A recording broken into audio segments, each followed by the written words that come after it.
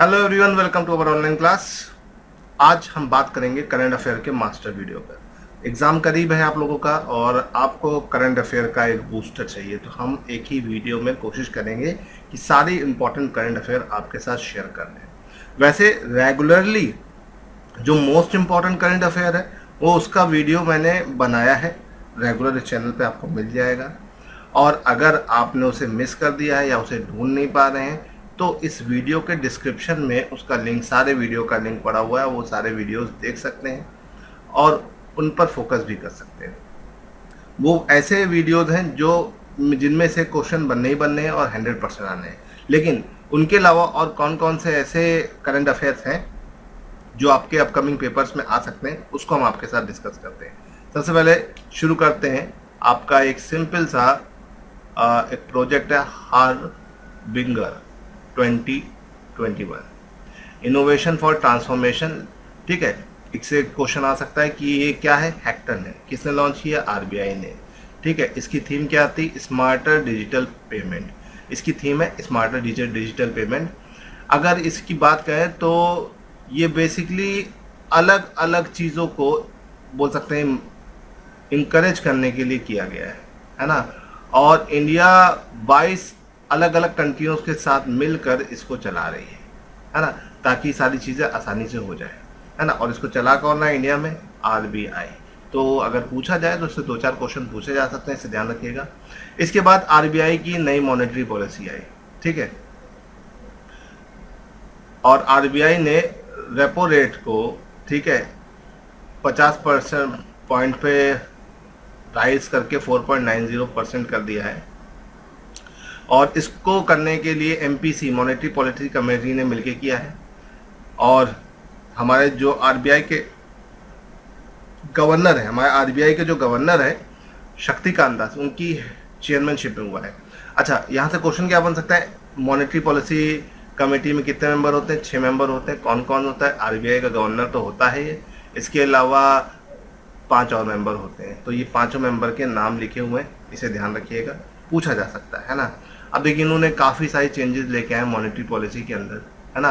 Repo rate को 4.95% हो गया है, एसडीएफ 4.65 हो गया है, ठीक है। एमएसएफ जो होता है 5.15 हो गया है, bank rate 5.15%, fix reverse repo rate 3.35%, CRR 4.5%, SLR 18%। तो ये सारे रेशियोज पूछे जा सकते हैं और इनकी परिभाषा भी पूछी जा सकती है। परिभाषा को थोड़ा देख लीजिएगा, ठीक। इसके बाद हमारा जो अगला टॉपिक है जो करंट अफेयर का, हुआ आईफा अवार्ड 2022 डिक्लेयर हो गया है, ठीक है।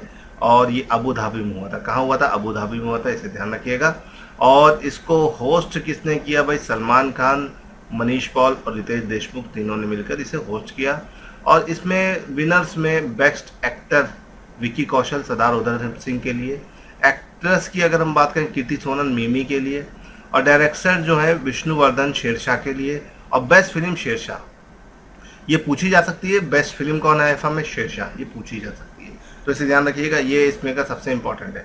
बाकी और सारे अवार्ड भी मिले लेकिन वो आपके लिए इतने इंपॉर्टेंट नहीं है। चलो यहाँ से आगे बढ़ते हैं।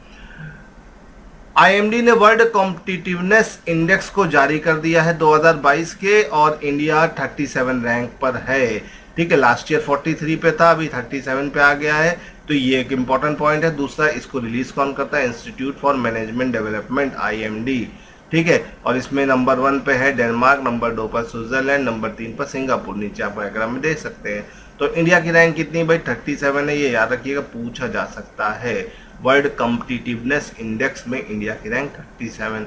फिर आते हैं एक बहुत ही ज़्यादा इंपॉर्टेंट करंट अफेयर, इसमें से आने की पॉसिबिलिटी बहुत ज़्यादा है इस पार्ट से, ठीक है। हमारे नए लोकपाल बन गए हैं, कौन? प्रदीप कुमार। प्रदीप कुमार जो उड़ीसा से हैं, जस्टिस प्रदीप कुमार, ये हमारे नए लोकपाल हैं, जिन्होंने पहले लोकपाल, फर्स्ट लोकपाल पिनाकी चंद्र घोष के कार्यकाल के खत्म होने पर अपना चार्ज लिया है, ठीक है। ये इनका एडिशनल चार्ज है, इसे याद रखिएगा कि फिर भी ये पूछा जा सकता है, ठीक है। चलो यहाँ से आगे बढ़ते हैं। फिर अगला पॉइंट जो है, UN secretary general Antonio Guterres has appoint senior Indian diplomat Amardeep Singh Gill as he on technology to coordinate program for international digital cooperation. ठीक है, और ये याद रखिएगा सीनियर इंडियन डिप्लोमेट कौन जो है यूएन सेक्रेटरी जनरल ने इनको अपॉइंट किया है, तो इसे याद रखिएगा अमरदीप सिंह गिल। ठीक है, इनको याद रखिएगा। चलिए यहाँ से आगे बढ़ते हैं और एक और बड़ी करंट अफेयर है। सुप्रीम कोर्ट की सीनियर जज जस्टिस रंजना प्रकाश देसाई जो है वो PCI press council of India की नई चेयरमैन बन गई हैं।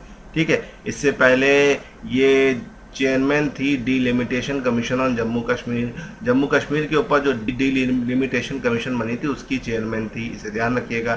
चलिए यहाँ से थोड़ा सा आगे बढ़ते हैं और एक और important current affair, senior diplomat IAS Ruchira Kamboj जो है करंटली जो है ये ब्रांड एम्बेसडर टू भूटान जो थी उनको अपॉइंट कर दिया गया है permanent representative of India to UN, है ना।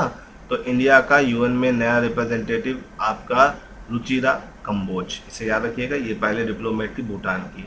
ठीक है, फिर आईबी के नए चीफ कौन बने, ये मैंने आपके बस के अलग करंट अफेयर भी बनाई थी, इसे याद रखिएगा।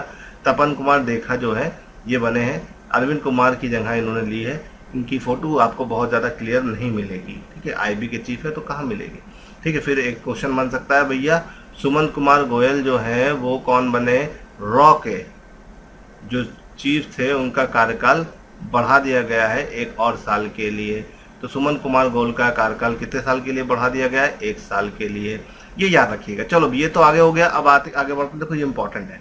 ठीक है, वर्ल्ड में अगर रिन्यूएबल एनर्जी की बात करें पावर कैपेसिटी की तो इंडिया 3rd नंबर पे आ गया है ऑल ओवर वर्ल्ड में। पहले नंबर पे चाइना है 136 गीगावाट, यूएस 43 गीगावाट और इंडिया 15.4 गीगावाट। ठीक है, दुनिया का सबसे ज़्यादा रिन्यूएबल एनर्जी चाइना, फिर यूएस, फिर इंडिया जनरेट करता है, फिर जर्मनी, जापान, ब्राज़ील और अदर कंट्रीज आते हैं। इंडिया अपने टोटल एनर्जी का 59.8% कोयले से निकालता है, 16.1% रिन्यूएबल एनर्जी से, 14% हाइड्रो एनर्जी से, इसे याद रखिएगा। बाकी सब अदर से आता है, अदर चीज़ों से आता है, इसे ध्यान रखिएगा। चलो यहाँ से आगे बढ़ते हैं। आईएनएस गोमती जो है वो डिकमीशन हो गई है ना, और इसको कमांड करे तो कैप्टन सुदीप मलिक, है ना। ये जो इनका नाम है गोमती आईएनएस का, ये गोमती नदी से इसको लिया गया है और 1988 में डिफेंस मिनिस्टर केसी पंत ने इसको कमीशन किया था, उनके टाइम में कमीशन हुई थी, इसे याद रखिए। ये देखिए इसका चित्र है, आप इसे देख सकते हैं, बहुत बड़ा आपका नवल शिप है। ठीक है, चलो आगे बढ़ते हैं। एक इम्पॉर्टेंट करंट अफेयर है, ये मत छोड़िएगा। एक्स सिम्प्रीति एक्स जो है ये कहाँ पर हुई, बांग्लादेश में हुई। ये किसके बीच संप्रीति किसके बीच की मिलिट्री एक्सरसाइज है भैया, इंडिया और बांग्लादेश के बीच में, याद रखिएगा। तो ये ड्रिल जो है किसके बीच में हुई, इंडिया और बांग्लादेश के बीच में। चलो यहाँ से आगे बढ़ते हैं। ठीक, और एक खान क्वेस्ट 2022 जो थी 16 कंट्रियों के साथ मंगोलिया में संपन्न हुई।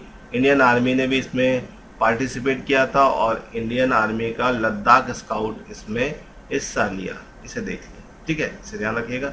चलिए बीआरओ जो था इसने 75 आउटलेट बनाएगा 12 स्टेट में बीआरओ कैफे के नाम से, बॉर्डर रोड ऑर्गेनाइजेशन, इसे याद रखिएगा।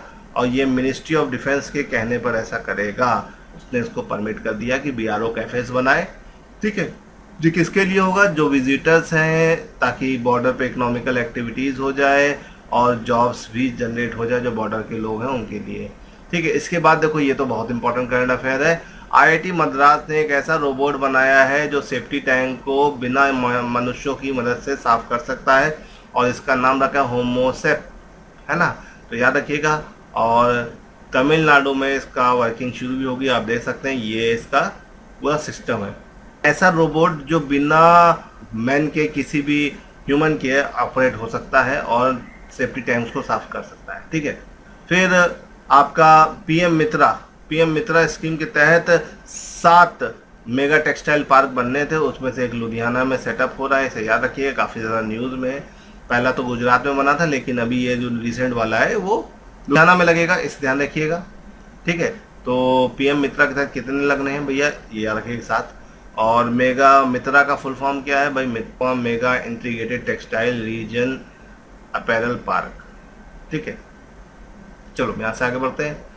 मोदी जी गए थे G7 समिट में, है ना, और वहाँ पे कई देशों के लोग आए थे, तो सबको गिफ्ट दे के आए हैं। यूएस प्रेसिडेंट को उन्होंने कफलिंग दिया है गुलाबी मीनाकारी बरूज का, जो बनारस में मशहूर है। डोकरा आर्ट को अर्जेंटीना और साउथ अफ्रीका के प्रेसिडेंट को दिया है, नॉर्थ ईस्ट से। डोकरा आर्ट 4000 साल से पुरानी, ठीक है, टेक्निक है। जापानीज पीएम को ब्लैक पॉटरी ऑफ निज़ामाबाद दिया है, यूपी से। ये जो ब्लैक पॉटरी है वो निज़ामाबाद वाली जो है वो यूपी से है। हैंड पेंटेड टी सेट जो है बुलंदशहर यूपी का, वो यूके के पीएम को दिया है। इत्र की बोतल कन्नौज की जो जरदौरी के बॉक्स में रख कर, जो लखनऊ में बहुत फेमस है, फ्रेंच प्रेसिडेंट को दिया है।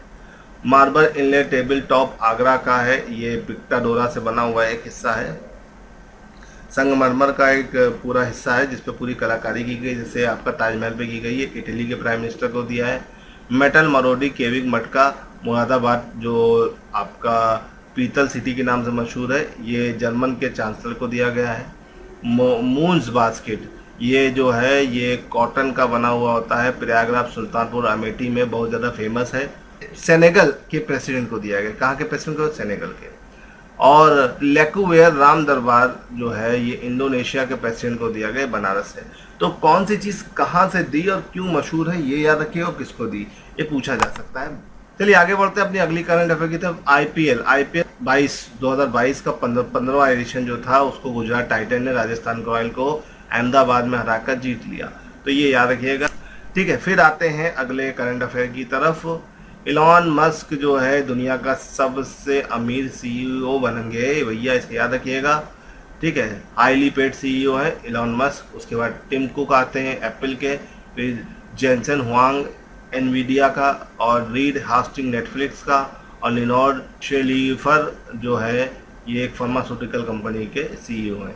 तो सबसे ज़्यादा पैसा कमाने वाला सीईओ कौन है भैया? इलॉन मस्क है, इनको तो जानते ही हो। इनकी कंपनी जो है टेस्ला और स्पेसएक्स है, इसे ध्यान रखिएगा। चलो यहाँ से आगे बढ़ते हैं। ये थोड़ी सी इम्पॉर्टेंट करंट अफेयर है। Senior research scientist and head of climate impact group at NASA गॉडर institute for space study in New York, Cynthia रोजनविग has received 2022 world food prize.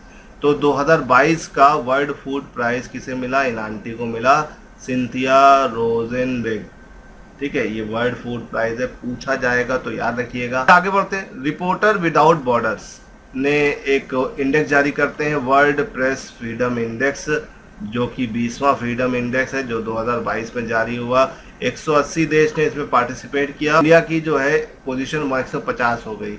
Last year ये 142 थी, अभी 150 हो गई है, इसे याद रखिएगा। इसमें number 1 Norway, Denmark, Sweden, Estonia, Finland 1 2 3 4 5 पर हैं, ठीक है। ये देख सकते हैं आप यहाँ पर। इंडिया की लास्ट ईयर जो रैंक थी 142, इस साल हो गई है 150। श्रीलंका की बहुत डाउन हो गई है, नेपाल की हमसे ऊपर चली गई है, भूटान की और ऊपर चली गई है।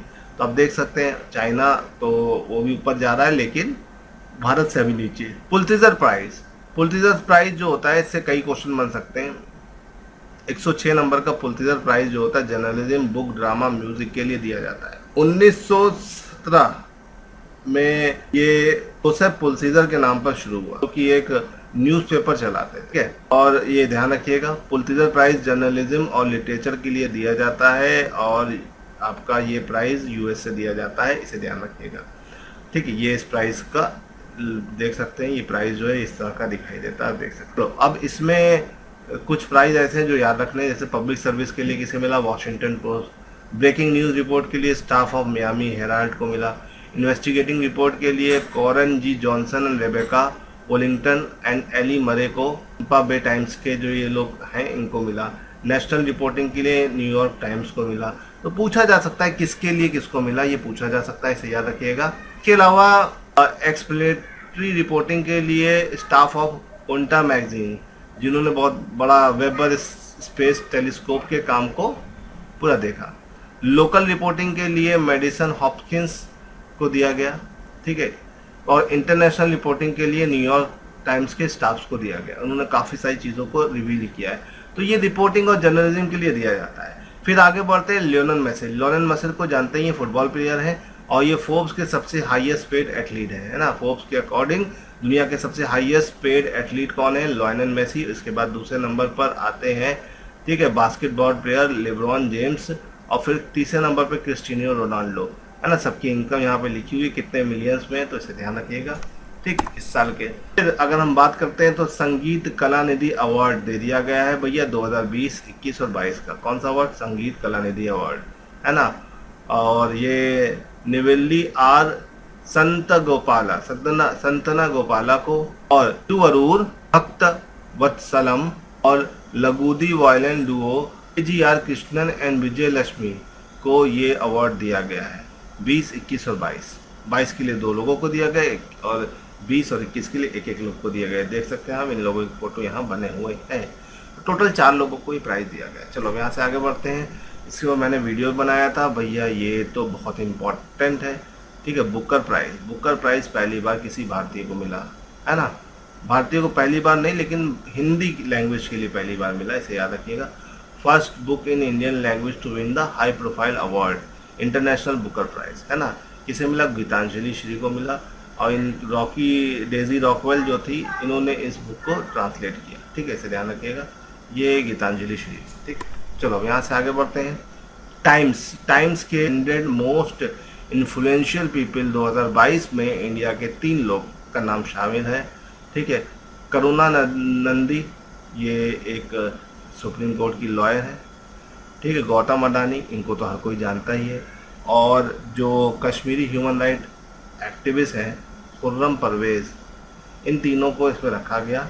6 अलग अलग कैटेगरी रखी गई थी, icons, Pioneer, Titan, artist, leader, innovation, है ना। तो इन्हीं कैटेगरीज में ये आगे बढ़े हैं, इन्हें याद रखिएगा। तो भारत के 3 लोग टाइम्स मैगजीन में नाम का आया है 100 इन्फ्लुएंशियल पीपल में, है ना। फिर आते हैं 12th edition of 2022 international boxing association, है ना, IBA वुमेन चैम्पियनशिप जो थी वो इस्तांबुल तुर्की में हुई। और भारत की निगर जरीन ने 52 किलो में इसको जीत लिया, थाईलैंड की जिटपोंग जूटामास को हराकर। और ठीक है, यूनियन बैंक जो है पहला पब्लिक सेक्टर बैंक आ गया है, बन गया है, जो go live on account aggregator ecosystem पर, है ना। ये रहने वाला ये पहला बैंक बन गया, इसे ध्यान रखिएगा। बाकी कहानी बहुत ज़्यादा काम की नहीं है। फिर सरदार वल्लभ भाई पटेल की एक स्टैचू नॉर्थ अमेरिका में कहाँ पर इस्टेब्लिश की गई? कनाडा में, ये याद रखिएगा। ये देखिए स्टैचू लगाई गई, तो पूछा जाएगा तो ब्रॉन्ज की स्टैचू लगाई गई कहाँ पर? कनाडा में, ठीक। और फिर अगला क्वेश्चन, ये बहुत इंपॉर्टेंट है, world largest glass bottom bridge कहाँ पर खुला? वियतनाम में, है ना। इससे पहले जो बड़ा ब्रिज था वो चाइना का था, लेकिन उसके रिकॉर्ड को इसने तोड़ दिया, इसे याद रखिएगा। 632 मीटर का है, इसे याद रखिएगा, ठीक है। जंगल के ऊपर बना हुआ है पूरा, बहुत खूबसूरत व्यू बनता है, ऊपर से नीचे देखने में बहुत मज़ा आता है और डर भी लगता है। चलो, ये 2 बड़ी खबरें हैं। योन सुक योल जो है साउथ कोरिया के नए प्रेसिडेंट बन गए, ये देखिए इनका फोटो लगा हुआ है। और शेख मोहम्मद बिन जायद अल नहयान जो है यूएई के, बोल सकते हैं यूएई के नए प्रेसिडेंट बन गए। कहाँ के नए प्रेसिडेंट बन गए? यूएई के। तो ये दोनों नाम याद रखिएगा। वैसे फिलहाल तो इनके ऊपर मैंने वीडियो भी बनाया था डिटेल में, इसे ध्यान रखिएगा, ठीक। उसके बाद आते हैं एक और ब्रिज के ऊपर, है ना।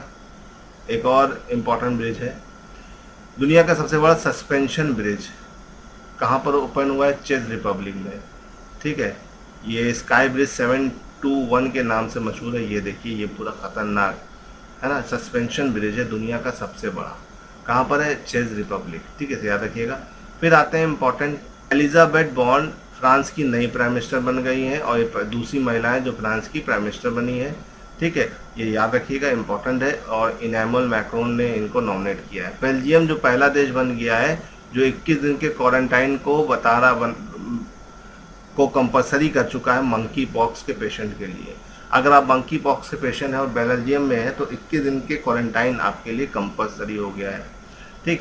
फिर बात करें, अमित शाह ने 2 जगह पर इनॉर्गेशन करने गए। पहला inauguration national intelligence grid campus Bengaluru में, है ना। और दूसरा जो था वो उन्होंने नेशनल साइबर फॉरेंसिक लैबोरेटरी का एक प्रेमिसेस खोला है, central forensic science laboratory Hyderabad में।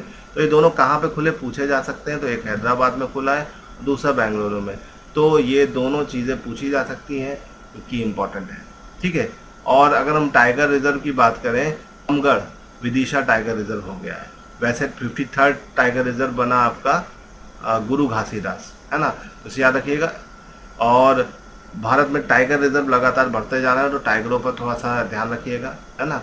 और जो भी बोल सकते हैं कि 52 नंबर वाला मैंने आपको बताया, 51 नंबर पर आपका तमिलनाडु का श्री विल्लुर पुत्तूर मेघामलाई है। और Ramgarh Vidisha wild life sanctuary जो है 52 नंबर पर राजस्थान है। गुरु घासीदास नेशनल पार्क का कुछ एरिया और पिंगला वाइल्ड लाइफ सेंचुरी का कुछ एरिया छत्तीसगढ़ में जो पड़ता है, ये मिलाकर 53वां आपका टाइगर रिजर्व बनेगा। अभी इसका नाम नहीं कंफर्म हुआ है, लेकिन जब नाम कंफर्म हो जाएगा तो इसे ध्यान रख लीजिएगा, ठीक। इसके अलावा अगर हम बात करें तो यूनियन गवर्नमेंट ने कॉटन काउंसिल ऑफ इंडिया को फॉर्म करने की बात की है, ठीक है। और कॉटन मैन की देखरेख में, कॉटन मैन इंडिया में कौन है? सुरेश भाई कोटक, है ना, याद रखिएगा। और the council will have representation from textile, agriculture, commerce, finance ministry along with cotton corporation of India and cotton research institute. तो याद रखिएगा भैया, कॉटन काउंसिल ऑफ इंडिया के नए चेयरमैन या पहले चेयरमैन कौन है? सुरेश भाई कोटक, इसे याद रखिएगा। फिर अगर हम बात करें तो भैया जम्मू कश्मीर के लेफ्टिनेंट गवर्नर मनोज सिन्हा जो है और यूनियन मिनिस्टर जितेंद्र सिंह ने मिलकर इनॉर्गेट किया है इंडिया का पहला इंडस्ट्रियल बायोटेक पार्क, जो कि घट्टी नियर कठुआ में स्टक किया जाएगा, ठीक है। तो याद रखिएगा, भारत का पहला इंडस्ट्रियल बायोटेक पार्क कहाँ कंस्ट्रक्टेड हो रहा है? घट्टी नियर कठुआ, ठीक है, इसे ध्यान रखिएगा।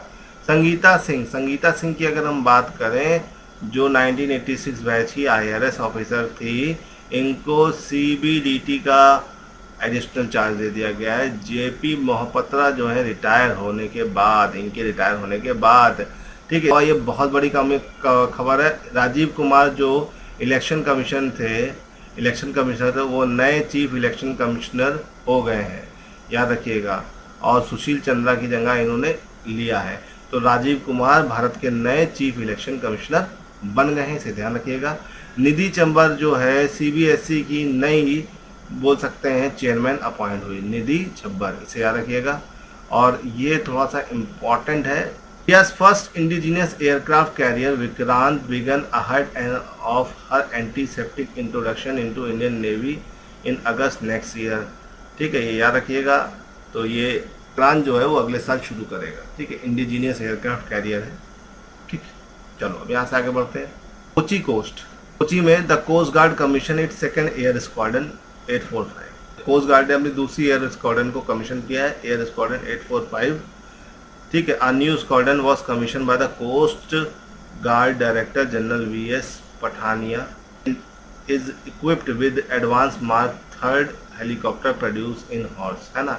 याद रखिएगा, नया जो स्क्वाड्रन कमीशन हुआ है उसका नाम क्या है? 845 स्क्वाड्रन। कौन सा स्क्वाड्रन नाम है? 845 स्क्वाड्रन, ठीक है। इसके अलावा डिफेंस मिनिस्टर राजनाथ सिंह ने क्या किया, ठीक है, launch 2 made in India warship INS Surat and Udaygiri in Mazagaon dock Mumbai में, इन दोनों को लॉन्च किया है, ठीक है। और ये पहला टाइम है जब भारत में बना हुआ पहला वारशिप बन रहा है ना। और Mazagon dock ship builder limited इसको बना रहा है, इसे ध्यान रखिएगा। चलो यहाँ से आगे बढ़ते हैं। भारत और बांग्लादेश के बीच में नेवी एक्सरसाइज जो है कोऑर्डिनेटेड पेट्रोल, जिसे कॉर्पोरेट बोलते हैं, हुई, है ना, बे ऑफ बंगाल में हुई, इसे याद रखिएगा। ये 4था एडिशन था, ठीक है। चलो अब यहाँ से आगे बढ़ते हैं। फिर ये भी एक इम्पॉर्टेंट है, बोंगो सागर, ठीक है। ये बायलैटरल एक्सरसाइज है भारत और बांग्लादेश के बीच में, जो कि मोंगा बांग्लादेश में हुई। कहाँ हुई? मोंगा बांग्लादेश। ये पूछा जा सकता है कहाँ हुई, तो इसे ध्यान रखिएगा, ठीक है। चलो यहाँ से आगे बढ़ते हैं। वर्ल्ड इकोनॉमिक फोरम ने कोलैबोरेशन किया है, किसके साथ कोलैबोरेशन किया है? ठीक है, नीति आयोग के साथ मिलकर। क्या फोकस करने में? How to better employ emerging technology like AI, artificial intelligence and IoT, internet of thing, blockchain and drone to aid farmer, specially small and marginal farmer. ठीक है, तो इन्होंने द वर्ल्ड इकोनॉमिक फोरम ने नीति आयोग के साथ मिलकर जितनी भी नई इमर्जिंग कंप्यूटर टेक्नोलॉजीज हैं उन सब को साथ साथ जोड़कर फार्मर को कैसे फायदा पहुंचाया जाए इस पर काम कर रहे हैं, इस पर चर्चा कर रहे हैं, तो इसे ध्यान रखिएगा। तो गाइज ये तो हो गई हमारी fast track current affair revision. अगर पसंद आया तो लाइक और शेयर कर दीजिएगा। मैंने कोशिश की है कि जो मोस्ट इंपॉर्टेंट है वही आपको बताऊं, क्योंकि पेपर है करीब, और इस पे और भी मैं चीज़ें चर्चा करूंगा। बाकी डिस्क्रिप्शन के लिंक में और पुराने वीडियोस का लिंक है जो आपके करंट अफेयर से रिलेटेड है, आपके लिए इंपॉर्टेंट है, तो उसे भी देख लीजिएगा। चलिए आज के लिए इतना रहने देते हैं। Thank you so much. जय हिंद।